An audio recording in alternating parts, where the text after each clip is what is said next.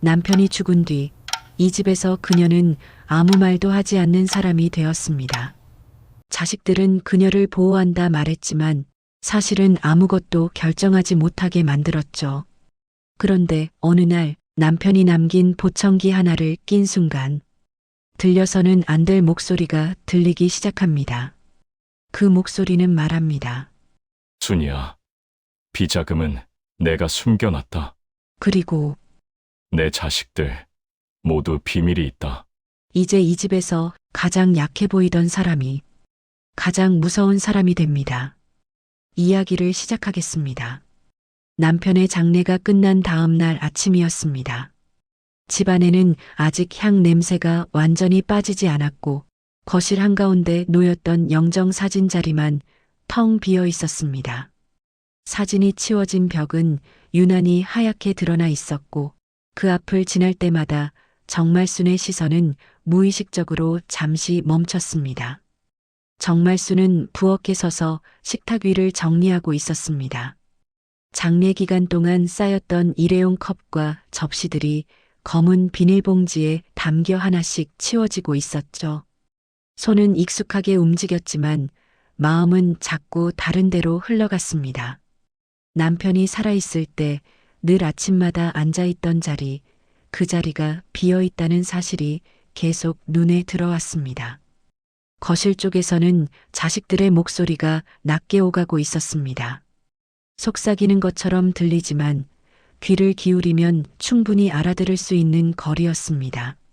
정말순은 일부러 아무 반응도 보이지 않은 채 봉지에 입구를 묶었습니다.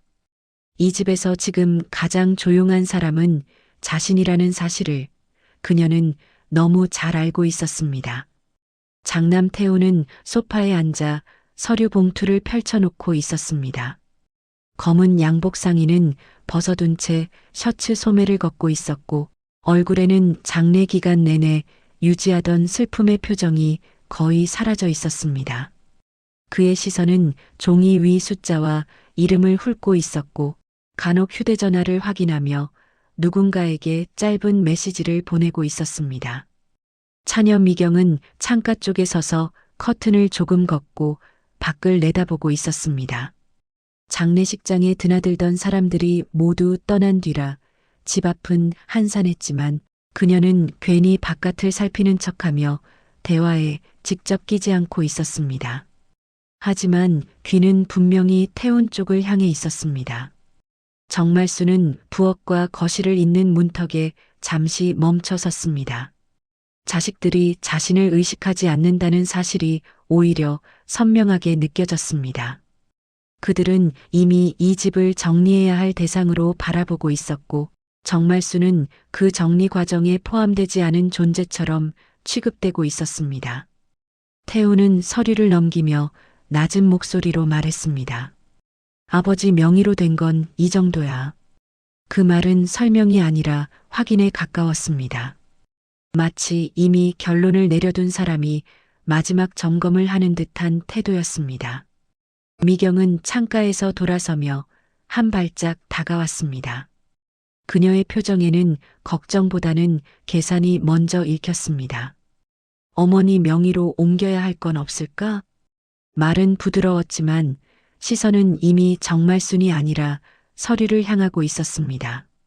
정말순은 그 말을 들었지만 아무 대답도 하지 않았습니다. 대신 싱크대 옆에 봉지를 내려놓고 손을 천천히 씻었습니다. 물소리가 잠시 집안을 채웠고 그 소리 덕분에 거실의 대화는 자연스럽게 끊겼습니다. 손을 닦고 돌아섰을 때 두 자식의 시선이 동시에 자신에게 향했습니다. 그 시선에는 걱정도 위로도 없었습니다. 마치 형식상 한 번은 봐야 하는 대상이라는 듯한 눈빛이었습니다. 어머니, 좀 쉬세요. 태훈이 말했습니다. 말투는 공손했지만 그 안에는 이제 더 이상 할 일은 없다는 의미가 담겨 있었습니다. 정말순은 고개를 끄덕였습니다. 그래. 짧은 대답이었지만 그 말에 어떤 감정도 실려 있지 않았습니다. 슬픔도 분노도 기대도 없는 목소리였습니다. 그녀는 천천히 안방으로 향했습니다. 안방 문을 여는 순간 공기의 온도가 미묘하게 달라지는 것이 느껴졌습니다. 남편이 쓰던 향수 냄새가 아직 희미하게 남아 있었고 침대 옆 협탁은 그대로 그 자리에 있었습니다. 정말수는 침대 가장자리에 앉아 잠시 숨을 고르듯 눈을 감았습니다. 장례 기간 동안 거의 쉬지 못했던 몸이 이제서야 무게를 느끼는 듯 했습니다. 하지만 몸보다 더 무거운 것은 이 집에서 자신의 자리가 빠르게 사라지고 있다는 감각이었습니다. 그녀는 협탁 서랍을 열었습니다. 남편이 평소 쓰던 안경, 낡은 수첩, 그리고 작은 상자 하나가 눈에 들어왔습니다. 장례를 치르느라 제대로 들여다보지 못했던 유품들이었습니다. 상자를 열자 안에는 생각보다 단출한 물건들이 들어 있었습니다. 오래된 시계, 사용감이 남은 볼펜, 그리고 보청기 한 쌍이 조심스럽게 놓여 있었습니다. 정말수는 잠시 그 보청기를 바라보았습니다. 남편은 생전에 보청기를 자주 끼지 않았습니다. 아직 괜찮다며 불편함을 핑계로 서랍에 넣어두곤 했습니다. 그 보청기가 이렇게 마지막까지 남아있을 줄은 몰랐습니다. 정말수는 보청기를 손에 쥐었습니다. 생각보다 가볍고 차가운 감촉이 손바닥에 전해졌습니다. 이 작은 물건이 남편의 삶의 끝을 함께했다는 사실이 묘하게 느껴졌습니다. 그녀는 보청기를 내려놓고 상자를 다시 덮으려다 잠시 멈췄습니다. 거실 쪽에서 다시 자식들의 목소리가 들려왔기 때문입니다. 이번에는 숫자와 날짜가 오갔고 그 대화 속에는 자신이 빠져 있었습니다. 정말수는 천천히 고개를 숙였습니다. 그리고 다시 보청기를 집어들었습니다. 아직은 아무 의미 없는 유품일 뿐이었지만 그 순간 그녀는 알 수 없는 이유로 그것을 서랍 깊숙이 넣지 않고 침대 위에 올려두었습니다. 밖에서는 오후 햇살이 서서히 기울고 있었습니다. 집안의 시간도 함께 기울고 있었지만 정말순만은 아직 그 흐름 속으로 완전히 들어가지 않은 듯 보였습니다. 이날의 선택이 무엇을 불러올지 그녀 자신도 알지 못한 채로 말입니다.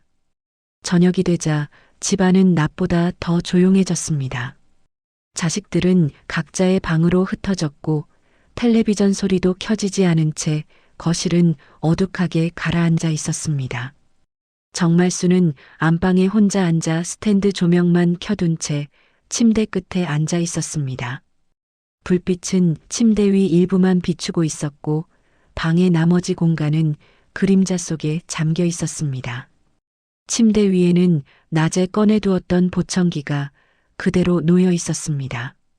작은 플라스틱 몸체는 조명 아래서 유난히 또렷하게 보였습니다. 정말수는 한동안 그 보청기를 바라보기만 했습니다. 집안이 이렇게 조용해진 적이 언제였는지 기억을 더듬어도 쉽게 떠오르지 않았습니다. 남편이 살아있을 때는 밤이 되면 항상 소리가 있었습니다. 뉴스 소리, 라디오에서 흘러나오는 음악, 남편이 잠들기 전 혼잣말처럼 중얼거리던 말들. 그 모든 소리가 사라진 지금, 이 집은 낯설 정도로 텅 비어 있었습니다. 정말수는 조심스럽게 보청기를 집어들었습니다. 손끝에 느껴지는 감촉은 여전히 차가웠습니다. 그녀는 이 물건을 왜 다시 꺼내 들고 있는지 스스로도 명확히 설명할 수 없었습니다. 그저 남편이 가장 마지막까지 사용하지 못한 물건이라는 사실이 마음에 걸렸을 뿐이었습니다. 보청기를 귀에 대기 전 정말수는 잠시 멈췄습니다. 이 나이에 새로운 기계를 귀에 끼운다는 것이 어색하기도 했고 괜히 쓸데없는 기대를 하는 것 같아 스스로를 다잡고 싶기도 했습니다. 그녀는 깊게 숨을 들이쉬었다가 천천히 내쉬었습니다. 그리고 보청기를 귀에 끼웠습니다. 처음에는 아무 소리도 들리지 않았습니다. 기계가 제대로 작동하는지조차 알 수 없을 만큼 방 안은 여전히 조용했습니다. 정말수는 괜히 웃음이 나려는 것을 억눌렀습니다. 괜한 짓을 했구나라는 생각이 머리를 스쳤습니다. 그녀는 보청기를 빼려다 말았습니다. 그 순간 아주 미세한 소리가 귀를 스쳤기 때문입니다. 분명히 외부에서 나는 소리는 아니었습니다. 창문도 닫혀 있었고 집안 어디에서도 소리가 날 만한 상황이 아니었습니다. 정말수는 손을 멈춘 채 그대로 앉아 있었습니다. 심장이 평소보다 조금 빠르게 뛰고 있다는 것이 느껴졌습니다. 귀 안쪽에서 다시 한번, 이번에는 조금 더 또렷한 소리가 들렸습니다. 그 소리는 말소리였습니다. 정말수는 본능적으로 몸을 굳혔습니다. 귀를 막을 수도 고개를 돌릴 수도 없었습니다. 마치 소리가 귀가 아니라 머릿속에서 울리는 것처럼 느껴졌습니다. 그렇게 앉아 있으면 허리 아프다. 아주 낮고 차분한 목소리였습니다. 놀라거나 감정을 섞은 말투가 아니라 평소 남편이 일상적으로 하던 말과 너무도 비슷한 목소리였습니다. 정말수는 숨을 멈춘 채 침대 위를 내려다보았습니다. 방 안에는 자신 외에 아무도 없었습니다. 문도 닫혀 있었고 발소리도 들리지 않았습니다. 순이야. 그녀의 이름이 불렸습니다. 남편이 생전에 자신을 부르던 바로 그 호칭이었습니다. 그 순간 정말순의 손이 떨리기 시작했습니다. 그녀는 천천히 고개를 들어 방 안을 둘러보았습니다. 옷장, 창문, 방문. 어디에도 인기척은 없었습니다. 하지만 목소리는 분명히 계속해서 들리고 있었습니다. 놀라지 마라. 정말수는 그 말에 반사적으로 고개를 끄덕일 뻔했습니다. 그만큼 익숙한 말투였습니다. 남편은 늘 중요한 이야기를 시작할 때 저런 식으로 말하곤 했습니다. 그녀는 조심스럽게 보청기를 귀에서 빼냈습니다. 순간 모든 소리가 끊겼습니다. 마치 스위치를 꺼버린 것처럼 방 안은 다시 완전한 정적에 잠겼습니다. 정말수는 한참 동안 그 상태로 앉아 있었습니다. 손에 쥔 보청기는 여전히 차가웠고 심장은 쉽게 가라앉지 않았습니다. 잠시 후 그녀는 다시 보청기를 귀에 끼웠습니다. 그래, 그게 맞다. 이번에는 망설임 없는 목소리가 들렸습니다. 정말순의 몸이 굳어졌지만 아까보다는 덜 떨렸습니다. 놀라움 속에서도 이상하게도 공포보다는 혼란이 더 컸습니다. 이상하다고 생각할 거다. 하지만 잘 들어라. 남편의 목소리는 감정을 거의 담고 있지 않았습니다. 위로도 아니었고 애틋함도 아니었습니다. 마치 오래전부터 준비해둔 말을 전달하는 사람처럼 담담했습니다. 정말수는 침대 가장자리에 더 깊이 앉았습니다. 손은 무릎 위에 가지런히 올려두었고 시선은 바닥을 향하고 있었습니다. 그녀는 아무 말도 하지 않았습니다. 목소리가 들린다는 사실 자체가 아직 현실로 받아들여지지 않았기 때문입니다. 지금은 묻지 말아라. 그 말에 정말수는 미세하게 고개를 끄덕였습니다. 말을 하면 이 모든 것이 사라질 것 같은 기분이 들었습니다. 이 보청기는 그냥 물건이 아니다. 내가 살아남으려면 내가 말하는 걸 잘 들어야 한다. 정말순의 손이 다시 떨렸습니다. 살아남는다는 말이 그녀의 가슴을 세게 건드렸습니다. 이 집에서, 이 가족 안에서 자신이 살아남아야 한다는 생각을 누가 먼저 꺼냈던 적은 없었기 때문입니다. 그녀는 조용히 숨을 고르며 앉아 있었습니다. 목소리는 더 이상 말을 잇지 않았습니다. 마치 오늘은 여기까지라는 듯 갑자기 끊겨버렸습니다. 정말수는 한참 뒤에야 보청기를 귀에서 빼냈습니다. 방 안은 다시 조용해졌지만 이전과는 다른 침묵이었습니다. 그 침묵 속에는 분명히 무언가가 시작되었다는 기운이 섞여 있었습니다. 그녀는 보청기를 천천히 손바닥에 올려놓고 오래 바라보았습니다. 이제 이것은 단순한 유품이 아니었습니다.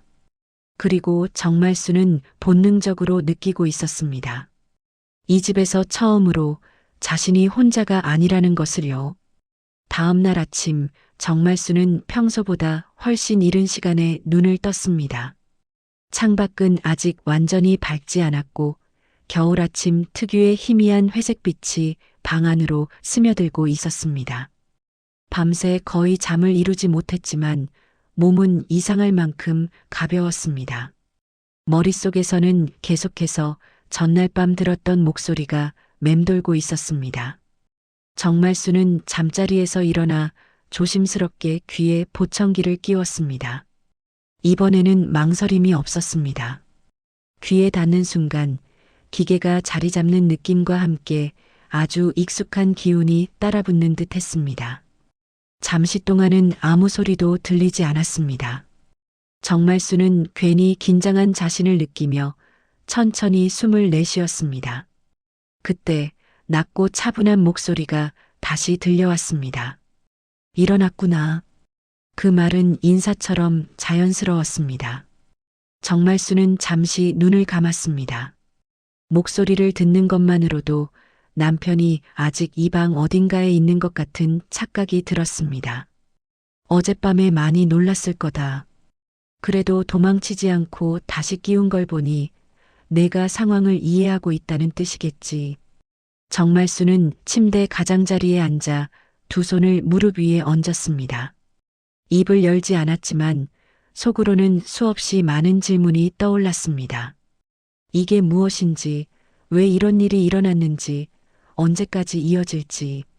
지금은 이유를 따질 때가 아니다. 마치 그녀의 생각을 읽은 것처럼 목소리가 이어졌습니다.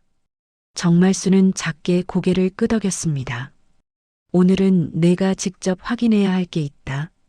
그 말에 정말순의 눈썹이 미세하게 움직였습니다. 확인해야 할 것. 그 표현은 그녀를 긴장하게 만들었습니다. 내가 살아있을 때 일부러 말하지 않았던 것들이다. 내가 알면 마음이 편치 않을 거라 생각해서 숨겨둔 것들이지. 정말수는 그 말에서 남편 특유의 태도를 느꼈습니다. 중요한 이야기를 할 때 늘 이런 식으로 말을 꺼내곤 했습니다. 집안에는 없다. 자식들 눈에도 안 띄는 곳이다. 정말수는 자연스럽게 집안을 둘러보았습니다. 거실, 부엌, 안방. 모든 공간이 어제와 다르지 않았지만 이제는 그 안에 숨겨진 의미들이 겹쳐 보이는 듯 했습니다. 차고 뒤쪽, 오래된 창고 기억 하나. 그 순간 정말순의 머릿속에 오래된 공간 하나가 떠올랐습니다. 집을 지을 때 함께 만들었던 작은 창고. 계절용 물건과 쓰지 않는 가구들이 쌓여 있던 곳이었습니다. 거기서 두 번째 선반 밑을 잘 봐라. 겉으로는 아무것도 없어 보이겠지만 안쪽이 다르다. 정말수는 심장이 조금 빨리 뛰는 것을 느꼈습니다. 남편이 살아있을 때도 그 창고는 그녀가 거의 드나들지 않던 곳이었습니다. 지금 당장 갈 필요는 없다. 자식들 눈에 띄지 않는 때를 골라라. 그 말에 정말수는 현실로 돌아왔습니다. 아직 집안에는 인기척이 거의 없었지만 언제 누가 나올지 알 수 없었습니다. 아침 식탁에 앉았을 때 자식들은 아무 일도 없다는 듯 행동했습니다. 태우는 휴대전화를 보며 간단히 식사를 했고 미경은 커피를 마시며 일정 이야기를 꺼냈습니다. 그들의 말과 표정에는 어제와 같은 계산이 묻어 있었습니다. 정말수는 그 모습을 조용히 지켜보았습니다. 어제까지만 해도 그녀는 이 대화 속에서 자연스럽게 밀려나 있었지만 오늘은 달랐습니다. 말하지 않아도 알고 있다는 사실이 그녀의 태도를 바꾸고 있었습니다. 식사가 끝난 뒤 정말수는 일부러 낮잠을 자겠다고 말했습니다. 자식들은 별다른 관심을 보이지 않은 채 각자의 일로 흩어졌습니다. 집안이 조용해진 것을 확인한 뒤 정말수는 외투를 챙겨 입었습니다. 거울 속 자신의 얼굴을 잠시 바라보았습니다. 어제와 똑같은 얼굴이었지만 눈빛만은 달라져 있었습니다. 창고로 가는 길은 짧았지만 그녀에게는 유난히 길게 느껴졌습니다. 차고 문을 열자 차가운 공기가 얼굴을 스쳤습니다. 창고 안에는 먼지와 오래된 나무 냄새가 섞여 있었습니다. 정말수는 남편의 말대로 두 번째 선반 앞에 섰습니다. 겉보기에는 다른 곳과 다를 바 없는 선반이었습니다. 그녀는 조심스럽게 손을 넣어 안쪽을 더듬었습니다. 손끝에 단단한 금속의 감촉이 닿았습니다. 그 순간 심장이 크게 뛰었습니다. 그거다. 남편의 목소리가 낮게 들렸습니다. 정말수는 숨을 삼키며 물건을 끌어냈습니다. 먼지를 뒤집어 쓴 작은 금속 상자였습니다. 자물쇠는 이미 열려 있었고 뚜껑은 묵직했습니다. 상자를 열자 안에는 두툼한 봉투 여러 개와 서류철 하나가 들어 있었습니다. 현금과 함께 낯선 계좌번호와 이름들이 적힌 종이들이 보였습니다. 정말수는 한동안 말을 잃고 그 안을 들여다보았습니다. 이것이 무엇을 의미하는지 그녀는 직감적으로 느끼고 있었습니다. 자식들 누구도 모른다. 내가 처음이자 마지막으로 알게 될 사람이다. 남편의 목소리는 여전히 담담했습니다. 하지만 그 담담함 속에는 오랜 준비가 묻어 있었습니다. 정말수는 상자를 다시 닫았습니다. 손이 조금 떨렸지만 눈빛은 흔들리지 않았습니다. 이 순간부터 그녀는 더 이상 아무것도 모르는 사람이 아니었습니다. 그리고 이 집에서 판은 이미 움직이기 시작하고 있었습니다. 정말수는 그날 이후로 집안을 다르게 보기 시작했습니다. 어제와 같은 공간이었지만 벽과 가구 사이에 보이지 않던 틈이 생긴 것처럼 느껴졌습니다. 사람들의 말과 행동도 마찬가지였습니다. 전에는 그냥 지나쳤을 사소한 표정과 말투가 이제는 또렷하게 눈에 들어왔습니다. 아침 햇살이 거실로 스며들 때 정말수는 식탁에 앉아 자식들을 바라보고 있었습니다. 태우는 신문을 펼쳐들고 있었지만 글자를 읽고 있다기보다는 생각에 잠긴 얼굴이었습니다. 미경은 휴대전화 화면을 내려다보며 손가락을 바쁘게 움직이고 있었고 간혹 의미 없는 웃음을 흘렸습니다. 요즘 왜 이렇게 전화가 잦냐? 태훈이 무심한 듯 말했지만 시선은 미경의 손을 향하고 있었습니다. 미경은 고개를 들지 않은 채 대답했습니다. 일이 좀 있어서. 짧은 대답이었지만 말끝이 매끄럽지 않았습니다. 정말수는 그 미세한 흔들림을 놓치지 않았습니다. 그녀는 아무 말도 하지 않은 채 국을 떠먹었습니다. 숟가락이 그릇에 닿는 소리가 조용한 식탁 위에 또렷하게 울렸습니다. 그 소리가 이상할 만큼 크게 느껴졌습니다. 보청기를 끼고 있지 않았지만 남편의 목소리는 여전히 머릿속 어딘가에 남아있는 듯 했습니다. 그가 말했던 단어들이 자연스럽게 떠올랐습니다. 지금은 관망이다. 먼저 흔들리는 쪽을 잘 봐라. 정말수는 일부러 평소보다 느리게 식사를 마쳤습니다. 자식들이 먼저 자리에서 일어나는 모습을 지켜보기 위해서였습니다. 태우는 서류 가방을 챙기며 통화 상대에게 낮은 목소리로 말을 건넸고 미경은 외출 준비를 하며 거울 앞에서 머리를 정리했습니다. 그들의 움직임은 각자 바빠 보였지만 어딘가 엇갈리고 있었습니다. 한 집안에 있지만 같은 방향을 보고 있지 않은 사람들처럼 보였습니다. 정말수는 거실에 홀로 남았습니다. 집안이 다시 조용해지자 그녀는 자연스럽게 귀에 보청기를 끼웠습니다. 맞지. 남편의 목소리는 단정했습니다. 설명도 감정도 섞이지 않은 말이었습니다. 정말수는 소파에 앉아 창밖을 바라보았습니다. 아무 말도 하지 않았지만 이미 대답은 끝난 상태였습니다. 형은 급하고 동생은 숨기고 있다. 둘 다 자기 것만 생각한다. 그 말은 새로운 정보라기보다 확인에 가까웠습니다. 정말수는 고개를 살짝 숙였습니다. 내가 움직이지 않아도 이미 균열은 생겼다. 그날 오후 정말수는 일부러 집안을 정리하는 척하며 서류가 놓인 공간을 오갔습니다. 태훈이 두고 간 봉투와 문서들이 테이블 위에 그대로 남아 있었습니다. 그녀는 그것을 들춰보지 않았습니다. 대신 위치와 상태를 눈에 담았습니다. 며칠 동안 정말수는 같은 행동을 반복했습니다. 말을 줄이고 움직임을 최소화하며 자식들의 일상을 관찰했습니다. 그 사이 집안의 공기는 점점 팽팽해졌습니다. 태우는 밤늦게까지 통화를 하며 방 안에서 나오지 않았고 미경은 외출 시간이 점점 늘어났습니다.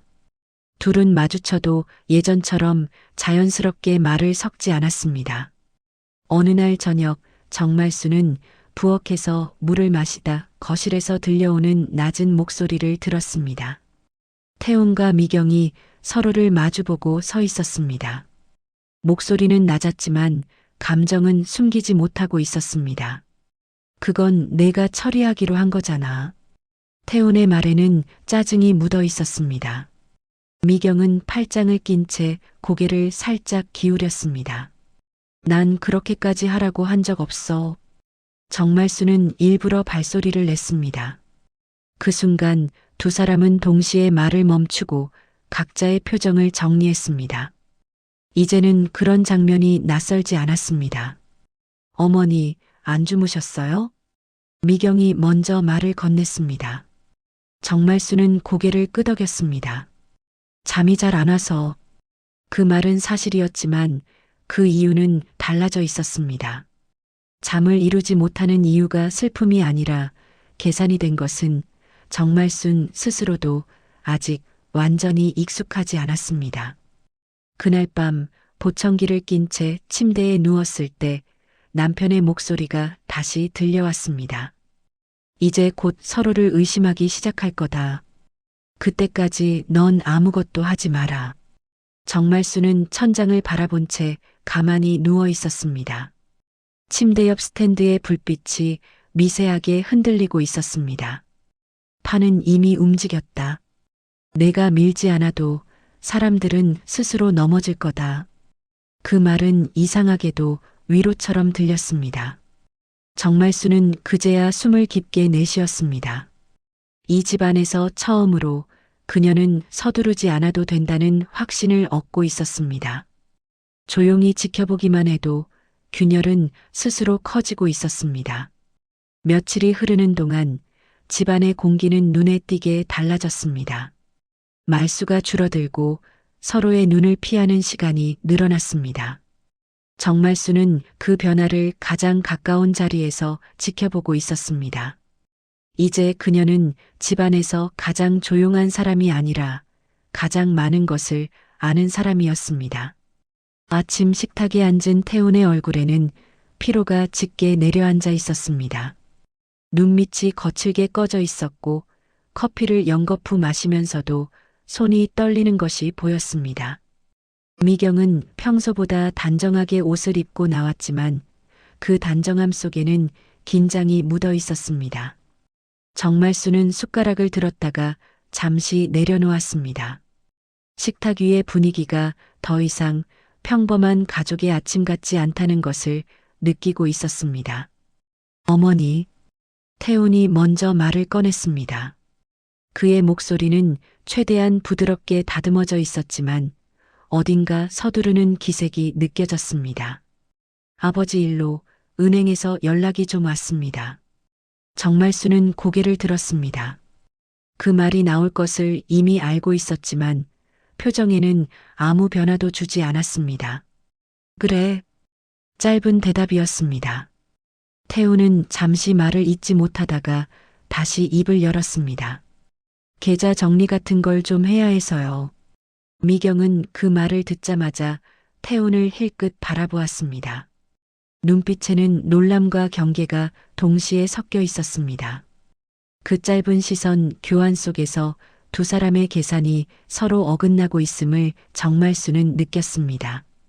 정말수는 숟가락을 내려놓고 물을 한 모금 마셨습니다. 그리고 아주 천천히 말했습니다. 그건 나중의 이야기에. 그 말은 거절도 허락도 아니었습니다. 다만 시간을 미루겠다는 뜻이었을 뿐입니다. 하지만 태훈의 얼굴에는 분명한 불안이 스쳤습니다.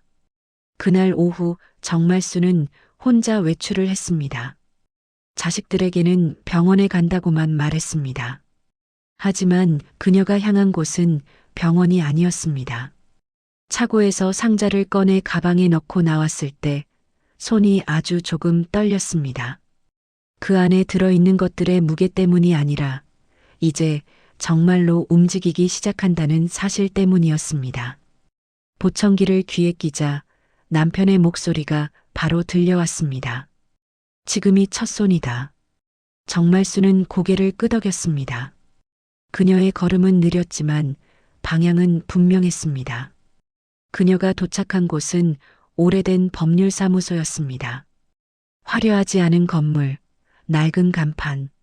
하지만 안쪽으로 들어가자 조용하고 단정한 분위기가 느껴졌습니다. 정말수는 상담실에 앉아 상자를 테이블 위에 올려놓았습니다. 변호사는 말을 아끼며 그 내용을 확인했습니다. 이건. 그가 말을 멈추고 정말순을 바라보았습니다. 정말순은 고개를 끄덕였습니다. 남편이 남긴 겁니다. 그 말에는 설명도 변명도 없었습니다. 변호사는 더 묻지 않았습니다. 다만 앞으로 필요한 절차와 가능성을 차분히 설명했습니다. 정말수는 그 말을 하나하나 기억했습니다. 이제 감정이 아니라 순서가 중요하다는 것을 알고 있었기 때문입니다. 집으로 돌아오는 길, 그녀는 창밖을 바라보았습니다.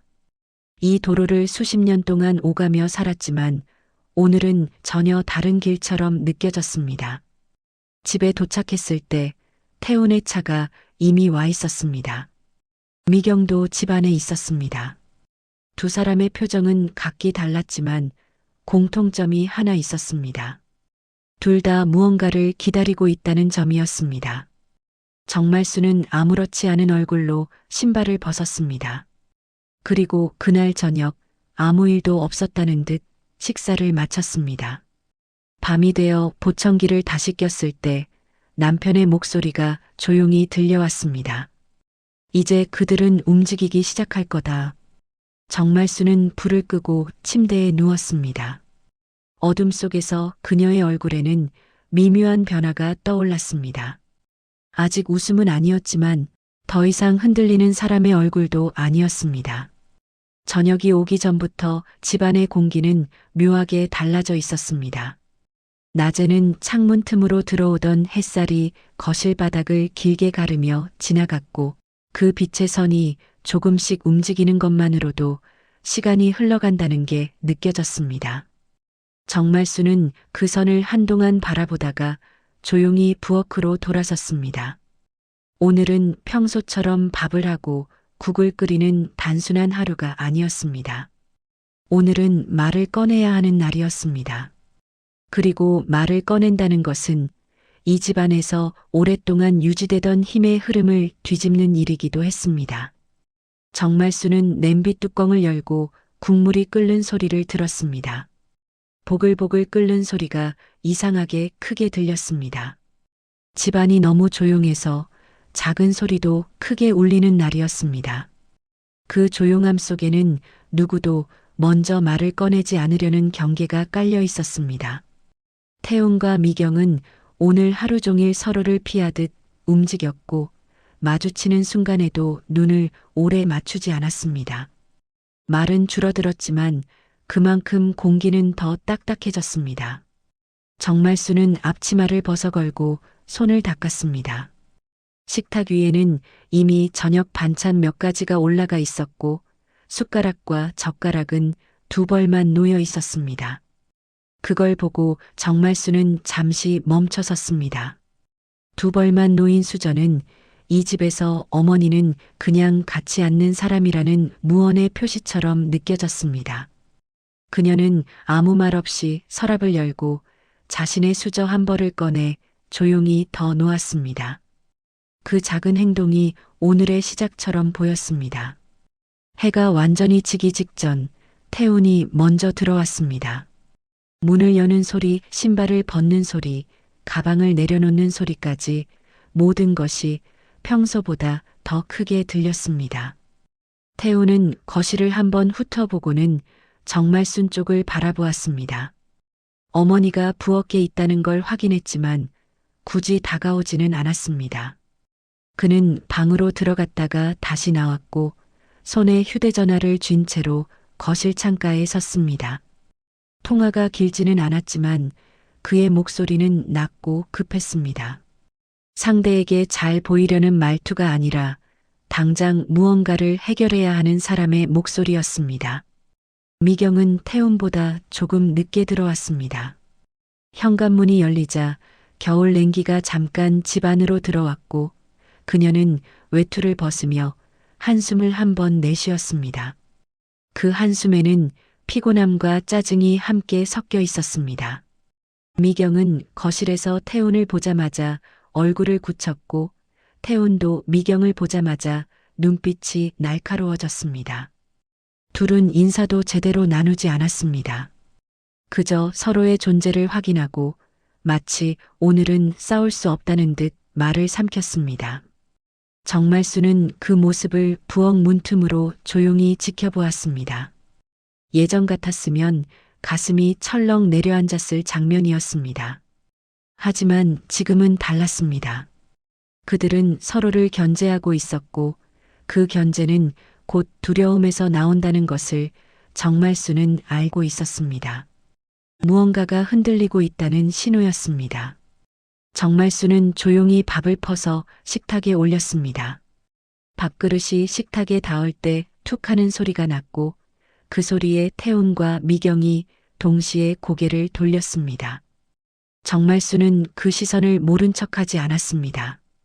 그녀는 수저를 가지런히 놓고 물컵을 한번 닦아 제자리로 옮겼습니다.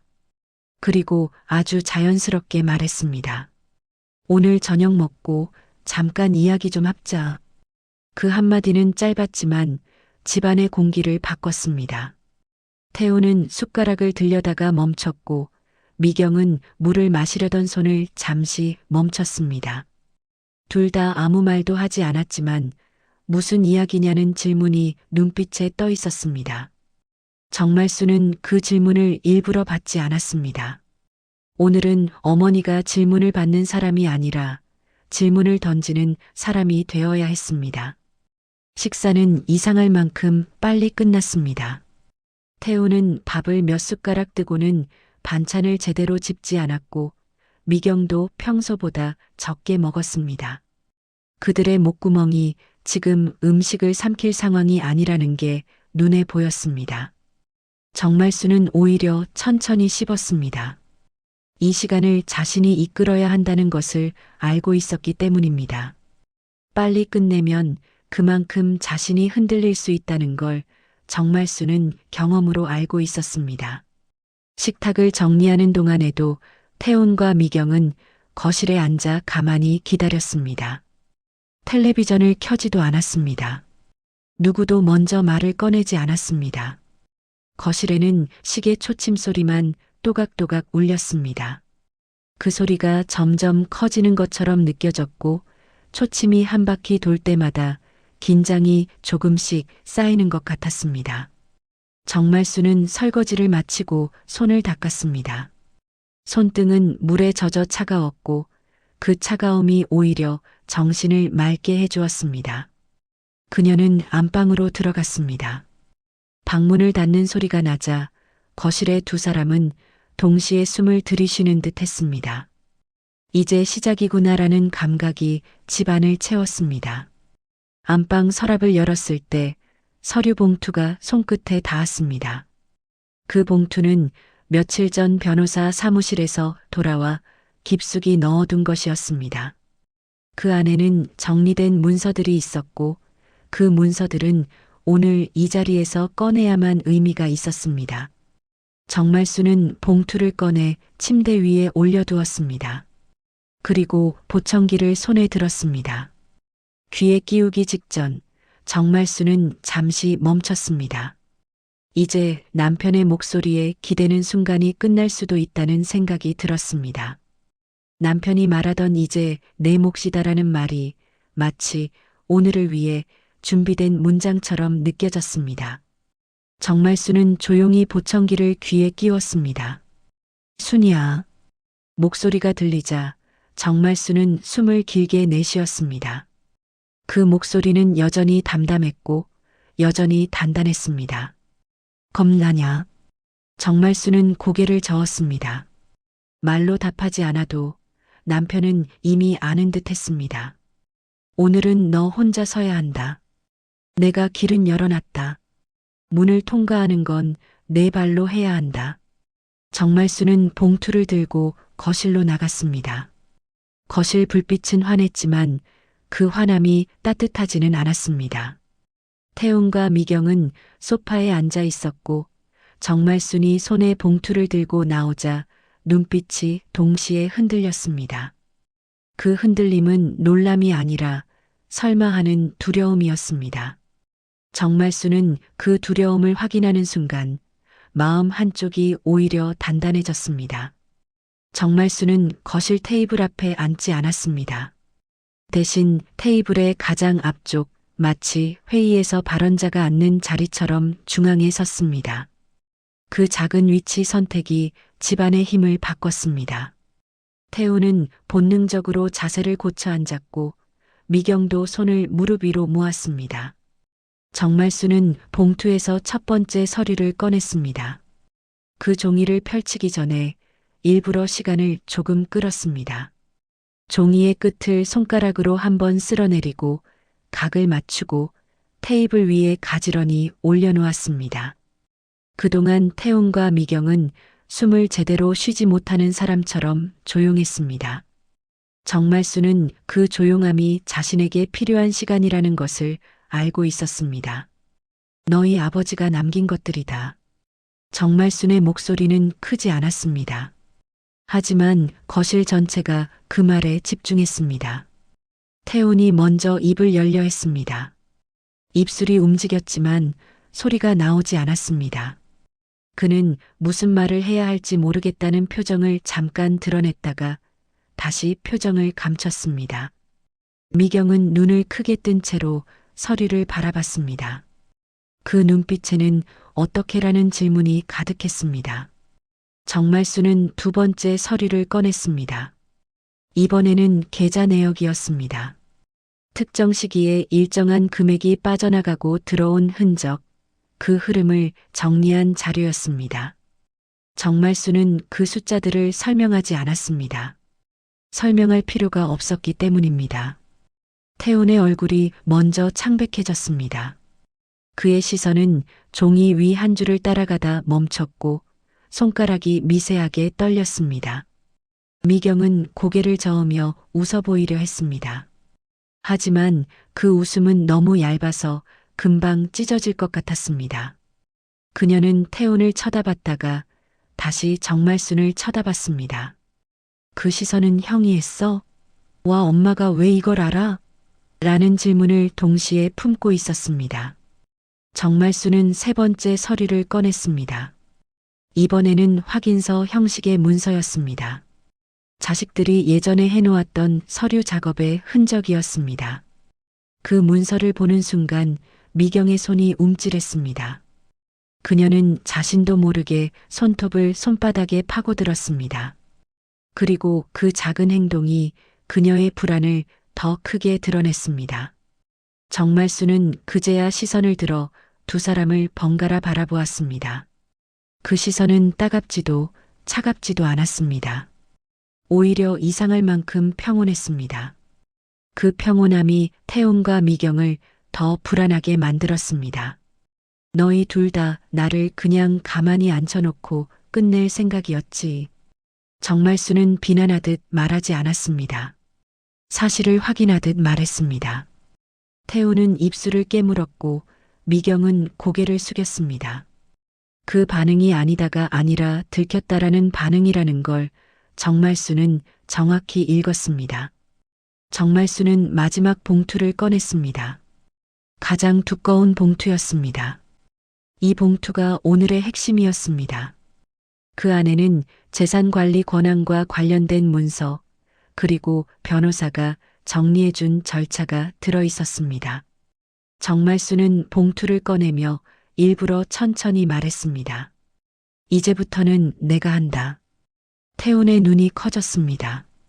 미경은 고개를 들고 정말순을 똑바로 바라봤습니다. 그 순간 두 사람의 얼굴에는 같은 표정이 떠올랐습니다. 믿기지 않는다는 표정, 그리고 동시에 두려움이었습니다. 정말수는 서류를 테이블 위에 내려놓았습니다. 그리고 보청기를 귀에서 빼서 서류 옆에 조용히 올려두었습니다. 그 행동은 단순히 기계를 내려놓는 것이 아니었습니다. 이제는 내 말로 한다는 선언처럼 보였습니다. 거실에는 긴 침묵이 흘렀습니다. 시계 초침 소리가 다시 또각또각 울렸고 그 소리가 아까보다 더 크게 들렸습니다. 태우는 숨을 길게 내쉬며 고개를 숙였습니다. 미경은 입술을 떨며 무언가 말하려 했지만 결국 아무 말도 하지 못했습니다. 정말수는 그 둘을 바라보며 조용히 생각했습니다. 이 자리는 이제 정말순의 자리라는 것을요. 그날 밤 이후 집안의 공기는 완전히 달라졌습니다. 눈에 보이는 가구나 구조는 그대로였지만 그 안을 흐르는 기류는 이전과 전혀 같지 않았습니다. 마치 오래된 집의 중심 기둥이 조용히 교체된 것처럼 겉으로는 아무 변화가 없어 보여도 내부의 힘은 분명히 이동해 있었습니다. 정말수는 그 변화를 누구보다도 또렷하게 느끼고 있었습니다. 아침이 되었을 때 집안은 유난히 조용했습니다. 평소 같으면 태훈이 출근 준비를 하며 전화 통화를 하거나 미경이 부엌에서 커피를 내리는 소리가 들렸을 시간이었습니다. 하지만 그날은 발소리조차 조심스러웠습니다. 누군가 일부러 소리를 줄이고 움직이고 있다는 느낌이 집안에 깔려 있었습니다. 정말수는 평소보다 늦게 부엌으로 나왔습니다. 이제는 굳이 먼저 움직일 필요가 없다는 것을 알고 있었기 때문입니다. 부엌에 들어서자 식탁 위에는 이미 태훈이 차려놓은 간단한 아침상이 놓여 있었습니다. 반찬은 단출했지만 가지런히 정돈되어 있었고 물컵도 깨끗이 닦여 있었습니다. 그 모습이 정말순에게는 낯설게 느껴졌습니다. 태훈은 식탁 옆에 서 있다가 정말순을 보자 고개를 숙였습니다. 어제와는 전혀 다른 태도였습니다. 그 고개 숙임에는 예의와 함께 조심스러움이 섞여 있었습니다. 마치 상사를 대하듯 혹은 결정권자를 앞에 둔 사람처럼 보였습니다. 엄마, 아침 드세요. 그 한마디가 이 집의 변화를 가장 잘 보여주고 있었습니다. 정말수는 아무 말 없이 고개를 끄덕이고 자리에 앉았습니다. 말을 아끼는 것이 지금은 가장 강한 태도라는 것을 그녀는 알고 있었습니다. 미경은 잠시 뒤 방에서 나왔습니다. 어제보다 화장이 옅었고 눈빛에는 밤새 제대로 잠을 자지 못한 흔적이 남아 있었습니다. 그녀는 식탁에 다가오며 정말순을 힐끗 바라보았습니다. 그 시선에는 여전히 복잡한 감정이 섞여 있었지만 노골적인 반항은 사라져 있었습니다. 엄마. 미경도 짧게 인사를 건넸습니다. 정말수는 그 인사를 받으며 조용히 국을 떠먹었습니다. 이제는 누가 먼저 말을 거느냐보다 누가 침묵을 유지하느냐가 더 중요해진 상황이었습니다. 숟가락이 그릇에 닿는 소리가 집안에 규칙적으로 울렸습니다. 그 소리는 이전과 달리 불안하지 않았습니다. 질서가 생긴 소리처럼 느껴졌습니다. 식사가 끝난 뒤 정말수는 식탁에 그대로 앉아 있었습니다. 태훈과 미경은 자리에서 바로 일어나지 못했습니다. 마치 다음 지시를 기다리는 사람들처럼 자연스럽게 시선이 정말순에게 향했습니다. 그 시선의 방향이 바뀌었다는 사실이 이 집에서 가장 큰 변화였습니다. 정말수는 천천히 물컵을 내려놓았습니다.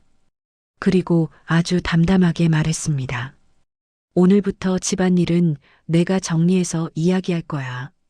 그 말은 선언이었지만 명령처럼 들리지 않았습니다. 오히려 이미 결정된 사실을 확인해주는 말에 가까웠습니다. 태우는 고개를 끄덕였고 미경도 입술을 깨물며 고개를 끄덕였습니다. 반대는 없었습니다. 반대할 힘이 이미 사라져 있었기 때문입니다. 정말수는 그날부터 집안의 사소한 일들까지 하나씩 정리하기 시작했습니다. 관리비, 공과금, 보험 서류, 진명에 관련 문서들까지 모두 한자리에 모았습니다. 그동안 자식들이 알아서 처리하겠다며 가져갔던 서류들도 하나씩 돌려받았습니다. 정말수는 그 과정에서 목소리를 높이지 않았습니다. 오히려 차분하게 하지만 단호하게 요구했습니다. 태우는 서류를 내밀 때마다 손끝이 약간씩 떨렸습니다. 그 떨림은 분노가 아니라 긴장이었습니다. 자신이 더 이상 주도권을 쥐고 있지 않다는 사실을 받아들이는 과정이었습니다. 미경은 태훈보다 더 늦게 적응했습니다. 겉으로는 고개를 끄덕이며 순응하는 듯 보였지만 가끔씩 정말순의 얼굴을 살피는 눈빛이 드러났습니다. 어디까지 알고 있는지, 이제 더 꺼낼 것이 남아있는지, 그 질문들이 눈빛 속에 고스란히 담겨 있었습니다. 정말수는 그 눈빛을 일부러 모른 척했습니다. 모른 척하는 것이 아니라 더 이상 설명해 줄 필요가 없다는 태도였습니다. 알아야 할 만큼은 이미 다 보여주었기 때문입니다. 며칠 뒤 태우는 집을 나가겠다고 말했습니다. 회사 근처에 임시로 방을 얻겠다는 이유였습니다. 정말수는 그 말을 듣고도 놀라지 않았습니다. 이미 예견된 흐름이었기 때문입니다. 필요한 건 가져가되 집 관련 서류는 두고 가. 정말수는 담담하게 말했습니다. 태우는 잠시 머뭇거리다가 고개를 끄덕였습니다. 그 순간 그는 더 이상 이 집의 중심이 아니라는 사실을 분명히 인식하고 있었습니다. 미경도 얼마 지나지 않아 외출 시간이 늘어났습니다. 집에 머무는 시간보다 밖에 있는 시간이 길어졌고 집에 있어도 조용히 방에만 머물렀습니다. 집안에서의 존재감이 점점 희미해지고 있었습니다.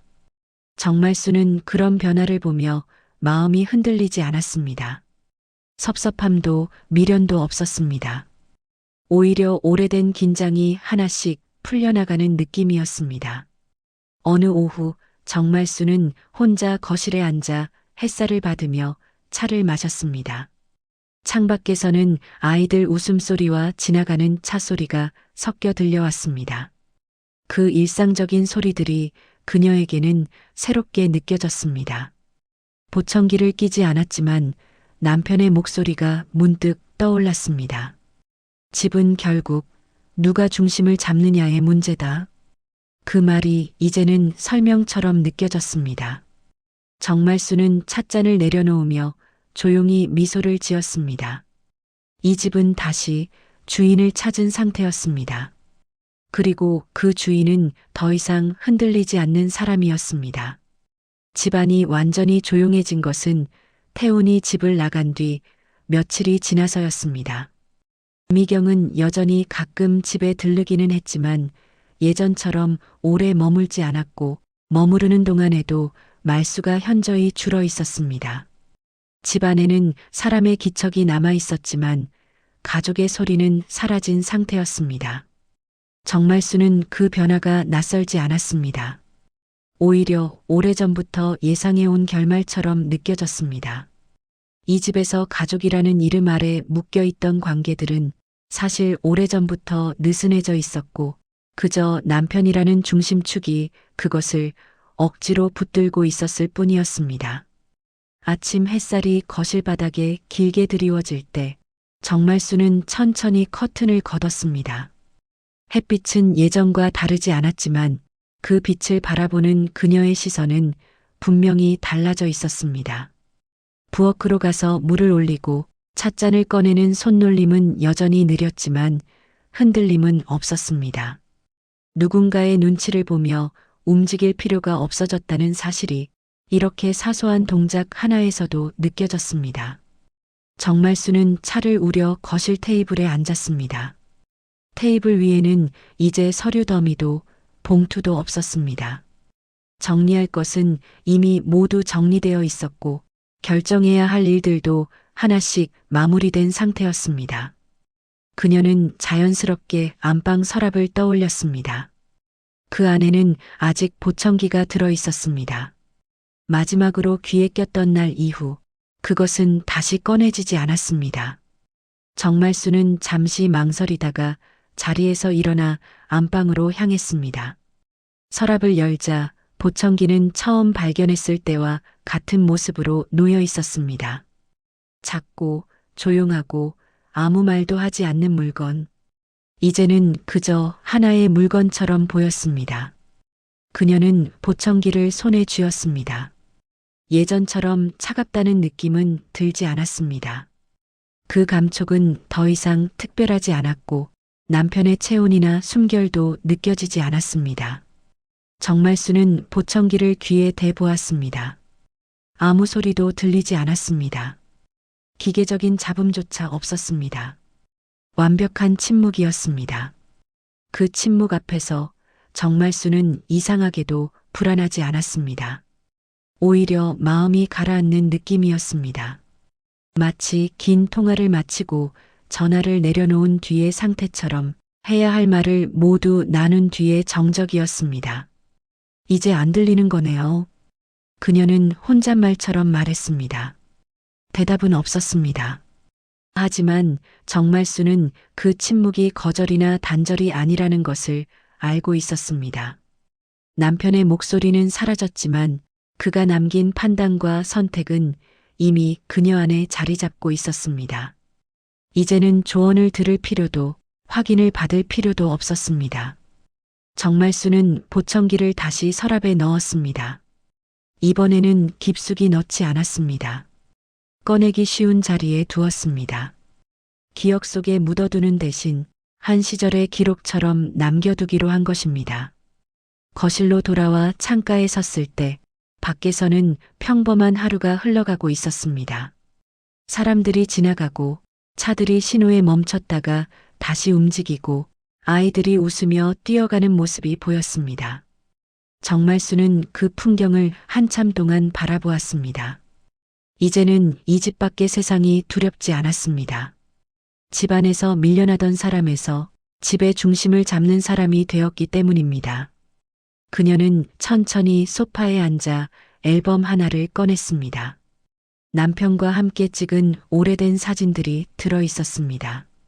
젊은 시절의 사진, 아이들이 어릴 때의 사진, 그리고 어느 순간부터는 함께 찍은 사진이 줄어들었던 시절까지 정말수는 사진을 한 장 한 장 넘겼습니다. 웃고 있는 얼굴도 무표정한 얼굴도 그 모든 시간이 이제는 하나의 이야기처럼 이어져 보였습니다. 여기까지는 같이 왔네요.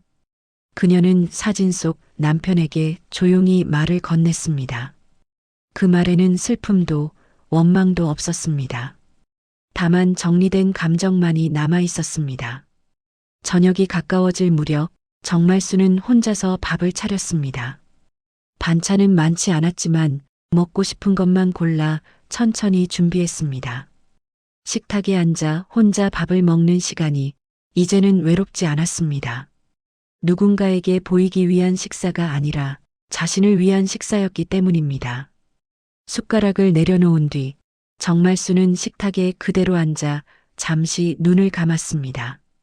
집안은 조용했고 그 조용함은 더 이상 공허하지 않았습니다. 남편의 목소리는 사라졌지만 그와 함께했던 시간은 그녀를 떠나지 않았습니다. 그리고 무엇보다 그의 마지막 선택은 정말순을 한 사람으로 세워두었습니다. 정말순은 천천히 눈을 뜨고 집안을 한 번 더 둘러보았습니다. 이 집은 이제 누군가의 유산이 아니라 그녀의 삶이었습니다. 그녀는 자리에서 일어나 불을 하나씩 끄며 말했습니다. 이제는 내가 한다. 그 말은 누구에게 들리기 위한 말이 아니었습니다. 스스로에게 건네는 선언이었습니다. 집안이 어둠 속에 잠기고 창밖에 불빛만 남았을 때 정말순의 얼굴에는 조용한 미소가 남아 있었습니다. 남편의 목소리는 사라졌지만 그 공조는 완성된 상태였습니다. 그리고 이 이야기는 그렇게 끝이 아니라 새로운 시작으로 마무리되었습니다.